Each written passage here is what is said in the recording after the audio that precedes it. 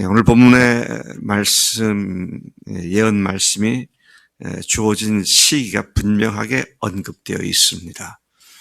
예레미야가 활동한 40여 년의 기간 중에 언제였는지를 분명하게 말씀하고 있습니다.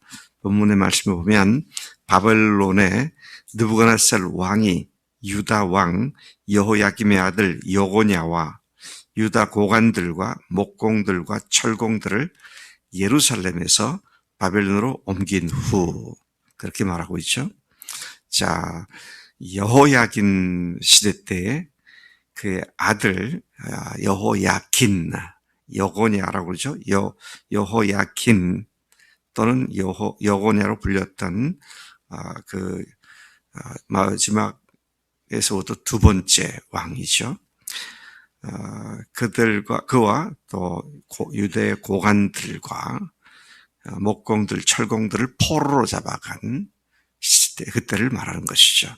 그것은 주전 597년의 일이었습니다. 597년의 일이었고 587년, 10년 후에 마지막 왕인 시드기야 왕 때에 예루살렘이 완전히 멸망을 당했으니까 그 10년 사이에 있었던 일이었습니다. 자, 1절부터 3절까지에는 무화과 환상이 나오고 4절 이하에는 이 환상에 대해서 설명하는 내용이 뒤따르고 있음을 보게 됩니다. 하나님께서 예레미야에게 환상을 보여주셨는데 성전 앞에 두 무화과를 담은 광주리가 놓여 있는 것을 보았습니다. 한 광주리에는 처음 익은 열매로 보이는 크기 좋은 무화과가 담겨 있었고, 다른 한 광주리에는 나빠서 전혀 먹을 수 없어 보이는 그런 무화과가 담겨 있는 광주리를 보았습니다. 그때 하나님께서 예레미야에게 말씀하십니다. 네가 무엇을 보느냐? 지금 이건 참 중요한 질문 같아요. 오늘도 하나님께서 우리에게 종종 질문하시는 것을 생각하게 되는데, 네가 지금 무엇을 보고 있느냐? 내가 지금 보고 있는 것이 뭔가 잘 생각을 해야 할 그런 문제라고 생각합니다. 그러자 그는 무화과인데 그 좋은 무화과는 극히 좋고 그 나쁜 것은 아주 나빠서 먹을 수 없게 나쁜 것을 봅니다. 그 대답을 하죠. 그래서 4절부터 7절까지 하나님께서 이 환상의 의미를 가르쳐 주십니다. 좋은 무화과 광주리는 갈대아 땅의 포로로 잡혀갈, 바벨론의 포로로 잡혀갈 자들을 내가 이 좋은 무화과 같이 잘 돌보겠다. 그래서 비록 그들이 잡혀간다 하더라도 그 유다 포로를 잘 돌보아 주어서 그들을 좋게 만들어서 다시 이 땅으로 인도하여 세우고 헐지 않고 심고 뽑지 않겠다. 그런 말씀을 하십니다. 그러면서 7절에 말씀하시기를 내가 여호와인 줄 아는 마음을 그들에게 주어서 그들이 전심으로 내게 돌아오게 하리니 그들은 내 백성이 되겠고 나는 그들의 하나님이 되리라. 그렇게 말씀을 하셨습니다. 자, 이 말씀이 단순히 포로로 잡혀갔다가 다시 귀환하게 될 먼저 잡혀간 사람들에 대한 얘기일 뿐만 아니라 이 말씀을 잘 살펴보면 오늘 주님 안에서 예수님의 십자가와 부활로 영원한 하나님의 자녀가 되어서 하나님이 누구신지 창조하신 목적과 그 목적을 이루기 위해서 아들을 보내신 것과 그분이 죽으시고 부활하셔서 하나님을 아는 마음을 가진 사람들이 전심으로 하나님을 섬기게 될 이런 하나님의 사람들이 생겨날 것에 대한 예언으로 말씀한 것으로 이해가 됩니다. 왜냐하면 앞에 있는 지금 말씀한 그런 먼저 잡혀간 사람이 돌아온 뒤에 영원히 뽑히지 않은 건 아니거든요. 그 뒤에 또 이스라엘도 망하죠. 예루살렘이 완전히 또 초토화가 되고 하는 그런 것들이 있었던 걸 보면 이것은 그때 일만이 아니라 오늘 우리에게 주신 말씀이다. 그렇게 볼 수 있기 때문인 것입니다. 이들을 복을 주시는데 내가 여호와인 줄 아는 마음을 그들에게 주겠다. 하나님이신 것을 아는 사람, 하나님이 누군지를 아는 사람, 그분의 사랑이 얼마나 엄청난 사랑이고 그분의 거룩하심과 공의로우심이 어떤 것을 아는 사람들은 하나님 앞에 두려워하며 그러나 반대로 사랑하며 주님을 섬기는 그런 백성이 된다. 오늘날 역사를 놓고 보면 예수님 이후 예수님을 믿는 그리스도인들로 구성된 교회를 말하고 있는 것으로 해석을 해도 지나친 해석이 아니라고 믿습니다. 자, 하나님께서는 포로로 잡혀간 자들에게 자비와 은총을 베풀어 주시고 베풀고자 하신 사실을 보여주고 있습니다. 그들은 비록 죄를 범했을지라도 하나님의 자비를 구하며 회개하게 되어 하나님께서는 그들을 선한 존재들로 보신다는 말씀이죠. 역사적으로 보면 유대인들이 이때 포로로 잡혀간 사람들이 어떤 일을 했느냐면 우리가 왜 이렇게 하나님의 성전이 파괴를 당하고 이런 이방 나라에 뽑혀와서 이렇게 나무를 뽑아서 옮겨 심듯이 이렇게 됐느냐. 우리 하나님께 예배할 수도 없고 이렇게 된 이유가 뭐냐. 그때 거기에서 일어난 회개 운동이 뭐냐면 우리가 하나님의 말씀을 순종치 않았기 때문이다. 그래서 그 바벨론 포로로 잡혀간 사람들 속에서 대대적인 말씀을 순종하는 삶으로의 회개 운동이 일어나죠. 그 결과로 생겨난 것이 회당 제도입니다. 그러니까 하나님은 성전에 계시다고 믿었는데 그 성전이 파괴됐고 그것을 갈 수도 없이 2억 만리에 포로로 잡혀간 그들이 말씀을 순종하기 위해서 회당을 만들고 그래서 그때 이후 오늘까지 유대인들은 어떻습니까? 10가정 이상이 모은 것은 반드시 회당을 만들고 그래서 거기서 같이 예배를 드리고 성경을 배우고 특히 성경 교육을 철저시킨 곳이 회당이라는 곳이었는데 그들에게는 그러한 회개운동이 있었던 것을 보게 되는 것입니다. 그러나 그것은 우리가 예수님 안에서 하나님을 아는 것과는 전혀 일치가 되지 않는 그런 모습을 본다는 것입니다.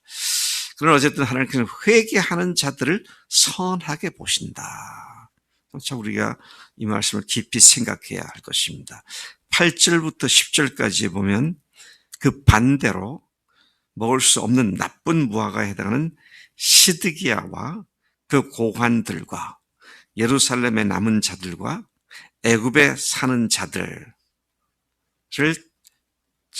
통칭해서 말하는 것인데요. 나쁜 무화과라는 것은 그들은 어느 정도 나빠서 먹을 수 없는 이 나쁜 무화과. 내가 나쁜 무화과를 버리듯이 이들을 버려서 3가지 고통을 당하게 하겠다. 여러분 여기 보면 애굽에 사는 자들까지도 나옵니다.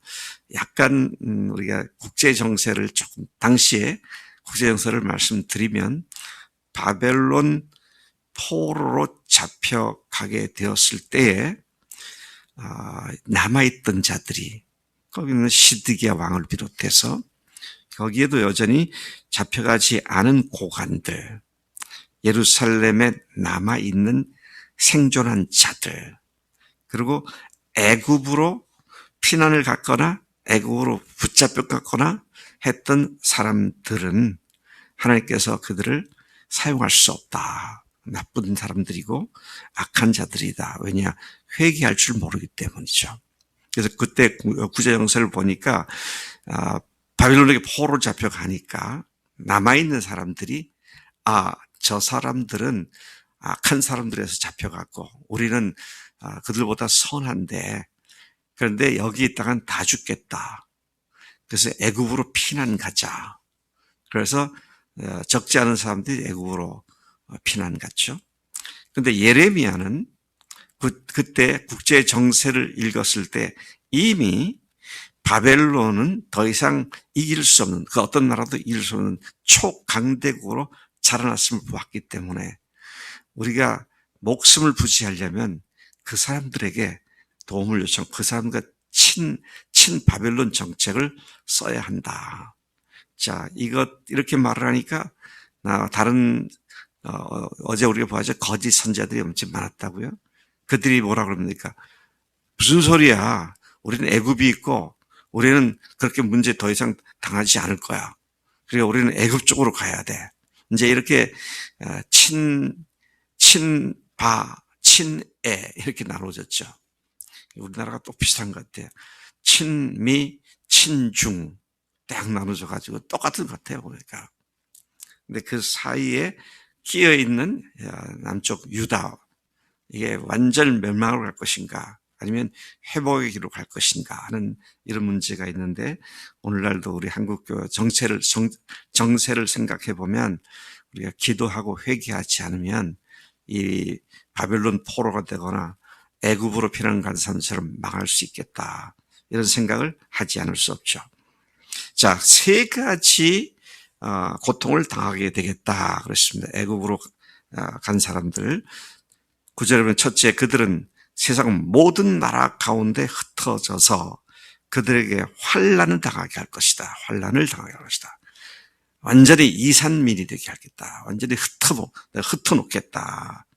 그래서 환난 가운데 처할 것이다. 둘째는 그들이 쫓겨갈 세상 모든 나라에게 부끄러움을 당하게 되고 말거리가 되고 조롱거리가 되고 저주거리가 되게 할 것이다. 사실 이때 이후 유대인들은 어떻습니까? 이스라엘 사람들은 1948년 독립국가가 되기까지는 그 장구한 세월 동안 무려 2,500여 년 이상을 전 세계 이산민으로 흩어져 살면서 고통을 당한 정말로 흑역사로 얼룩진 2,400~500년의 역사였다는 것을 보게 되죠. 또 셋째 그들이 당할 것은 내가 칼은 전쟁이죠. 칼과 기근과 전염병을 그들 가운데 보내 내가 그들과 그들의 조상들에게 준 땅에서 멸절되게 할 것이다. 여러분 1948년 되기 전 주후 70년 타이터스 장군, 로마의 타이터스 디도 장군이 예루살렘을 완전히 초토화시켰을 때 68년이죠.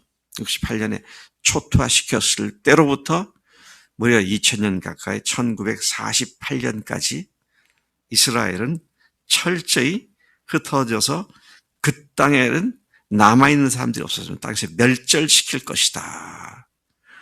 그래서 1900년대 들어와서 이제 영국이 그걸 점령하고 뭐 그러면서 거기에서 이산민이 들어오기 시작을 해서 1948년에 독립국가가 됐죠. 근데 얼마나 철저히 멸절되었었느냐면 거기엔 유대인들이 살지 않았기 때문에 구약에 있었던 일과 신약에 있었던 장소, 위치, 또 건물 이런 것이 유대인들이 들어와서는 전혀 어디가 어딘지를 몰랐습니다. 그래서 누구한테 거기라고 하라면 거기에 살고 있는 팔레스타인 사람들한테 그래서 요즘도요 예수님의 돌아가신 골고다 언덕이 두 군데라고 알려져 있어요. 네. 봤을 때 십자군 운동 때 정복했던 장군이 여기다 그래서 거긴 줄 알고 했는데 다시 또 아니다 여기다 그래서 헷갈리게 됐죠. 뭐 그런 것이 한두 군데가 아닙니다. 왜냐하면 성경을 아는 유대인들이 전혀 거기 남아있지 않았기 때문이죠. 그러니 이 유목민들이나 또 팔레스타인 사람들이 자기들이 구전했다 알려준 여기가 거기다. 베들레헴에도 가보면 여기가 거기다 그러는데 예수님이 그 외양간에 태어난 게 아니라 사실은 팜트리 야자수 나무 밑에 태어났다. 그런 식으로 이제 전부 달라요. 우리가 지금 듣고 있는 거하고 현지의 얘기가 많이 다르더라고요. 그 이유가 뭐냐? 성경을 철저히 알고 배웠던 유대인들이 2000년 가까이 멸절되었기 때문에 그런 사실을 우리가 좀 보게 되는데요. 자, 이들은 끝까지 유대 땅에 남아있던 자들, 이들은 예레미야에 대한 적대감을 버리지 못했었고요. 하나님께서는 이미 죽음의 길과 생명의 길, 두 가지 길을 제시한 적이 있었죠. 자, 그런데 그들이 살 길은 친바벨론 정책을 추구하는 것이고, 죽음의 길은 여전히 친애굽 노선을 견지하는 것이었는데, 안타깝게도 마지막 왕인 시드기야뿐만 아니라 그 앞에 네 왕들이 다 같은 상황이었습니다만은 친애굽 노선을 견지하다가 안타깝게도 마지막 왕 시드기야와 그 신하들은 끝까지 친애굽 외교 노선을 주장했고, 그 결과 바벨론의 느부갓네살 왕이 완전히 패망을 당하고 많은 그런 비극을 겪게 되죠. 하나님의 뜻을 따르기를 거부하고 유다 땅에 남거나 애굽으로 피신하기를 원하는 자들은 더욱더 마음이 완악해져서 회복 불가능의 상태에 처한 가운데 파멸당하고 만다는 그런 예언의 말씀입니다. 여기서 보면 빈익빈 부익부라는 말이 생각이 납니다. 1차로 바벨론으로 잡혀간 사람들은 훗날 철저히 회개하고 말씀 가르치는 것과 배우는 일, 연구하는 일에 더욱 힘쓰고 회당을 만들고 그것을 오늘까지도 지속되는 그들의 교육 시스템으로 만드는 반면에 남쪽으로 갔던 사람들이나 또 바벨론에서 완전히 멸망을 당한 그들은 흔적조차 없이 사라져버리는 결과가 되었다. 이세 차이가 뭡니까? 이 두 부류의 차이가 뭐예요? 하나님을 믿고 회개했느냐, 회개하지 않았느냐. 오늘도 우리가 회개만이 살 길이다. 예레미야를 읽으면서 계속 이게 반복되고 있잖아요. 회개. 근데 정말 마음이 굳어진 사람은 회개하라 할 때 뭘 회개할 줄 모른다는 겁니다. 내가 뭘 그렇게 많은 죄를 졌다고, 뭘 그렇게 회개를 강조하느냐. 근데 여러분, 우리가 한순간도 죄 안 질 때가 있습니까? 그저 기회만 되면 죄를 짓기 좋아하는 우리 마음이죠. 누가요? 우리가 누구예요? 하나님의 아들, 딸들인데. 그런 우리가 죄 가운데 살기를 좋아하는, 이거는요, 철저히 회개하는 길밖에는 없고요. 아무리 회개해도 하나님은 싫어하지 않습니다. 야, 김민환, 네가 벼룩이도 낯짝이지. 어제도 회개했다 그랬잖아. 오늘 또 회개한다 그래. 이 못된 놈. 그러지 않는다는 거예요. 민환이가 또 그렇게 연약한 걸 고백을 하는구나. 그래, 내가 너를 사랑하지. 그러시지. 끝까지 포기하지 않으시는 것이 주님의 사랑이다. 그러나 내가 뭘 회개하라고, 뭘 그렇게 잘못했다고 그러고 버티는 사람들은 하나님께서 영원히 멸망시킬 수밖에 없다. 그런 말씀을 우리가 배우게 되는 것입니다. 하나님 아버지 감사합니다. 저희들이 새로운 피조물이 되었지만 여전히 죄성이 살아서 우리를 갖다가 죄 짓게 만들려고 하는 그런 것들이 있습니다. 그러나 이미 우리는 죄에 대해 죽은 자임을 분명하게 선포하고 매일 주님께 순종하고 나아가는 주님의 선한 백성의 삶이 되도록 우리를 인도하신 줄로 믿습니다. 하나님, 회개하는 자들이 되게 하시고 회개로 회복받는 자들이 되게 하셔서 주님 앞에 반듯하게 살아야 하는 삶을 사는 우리가 되도록 인도하시는 줄로 믿습니다.